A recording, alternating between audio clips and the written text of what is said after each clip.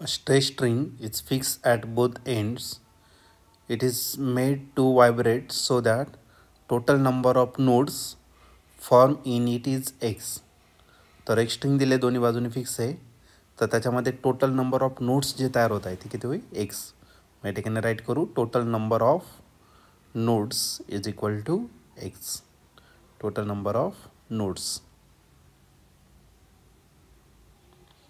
Is equal to X. आता याच्या पुढे the length of the string in terms of the wavelength of wave form in it is. तर length आपल्याला या ठिकाणी फाईंड करायचं. तर ब्रॅकेटमध्ये लॅमडा दिलेला आहे. लॅमडा आहे वेवलेंथ. हा क्वेश्चन 2024ला आला होता. त्यात ए ऑप्शन आहे X lambda divided by 2. B option आहे in bracket X plus 1/2 bracket complete lambda divided by 2. C option आहे in bracket X plus 1 bracket complete lambda divided by 2. D option आहे in bracket X minus 1 bracket complete lambda divided by 2. तर या 4 ऑप्शनपैकी या क्वेश्चनचं correct answer काय असलं पाहिजे तर आपण याला सॉल्व करूया आणि मग डिसाईड करूया.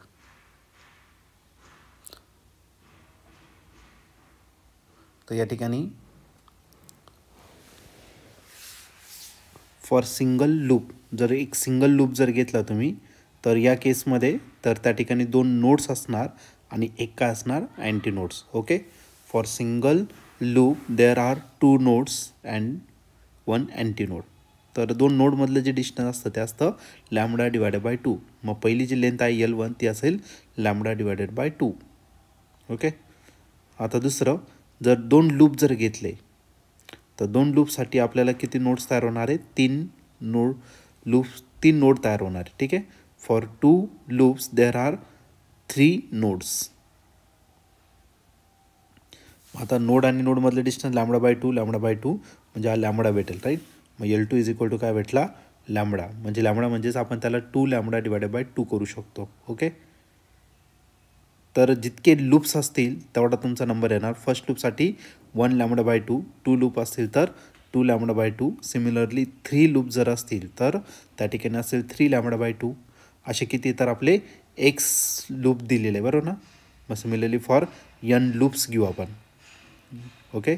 n लूप्स आणि त्याच्यामध्ये किती n लूप्स जर घेतलं तर आपला L जो आहे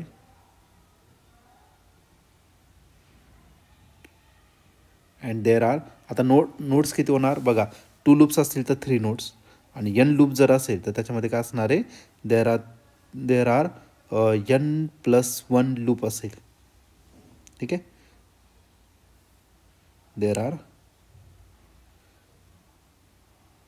एक्स नोड. ठीक आहे. n लूपसाठी किती एक्स नोड्स दिलेले आणि एक्स म्हणजेच आपला काय तर n+1 असेल. ठीक आहे.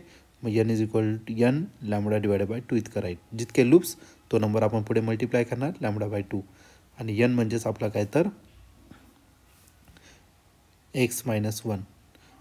n म्हणजे आपले लूप आहे आणि x नोड्स आहे बरोबर ना.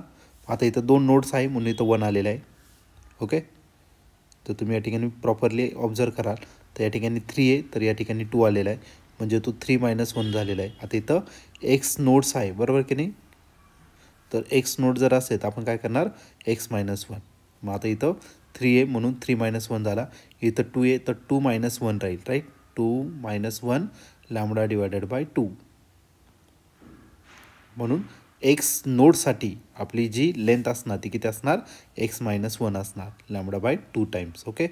तर या ठिकाणी ऑप्शन मग आपलं जे फायनल ऑप्शन आहे तर ते असेल x-1 लॅमडा बाय 2. एक असणार तर एक्स नोडमधलं डिस्टन्स असेल. ठीक आहे. एक्स नोडसाठी हे डिस्टन्स असेल. मग या ठिकाणी तुम्ही ऑप्शन जर बघितलं तर ऑप्शन नंबर डी जो आहे तो या ठिकाणी आपला करेक्टली मॅच झालेला आहे. मग या क्वेश्चनचं जे करेक्ट आन्सर असणार ते ऑप्शन डी. ऑप्शन डी म्हणजेच काय x-1 लॅमडा बाय 2.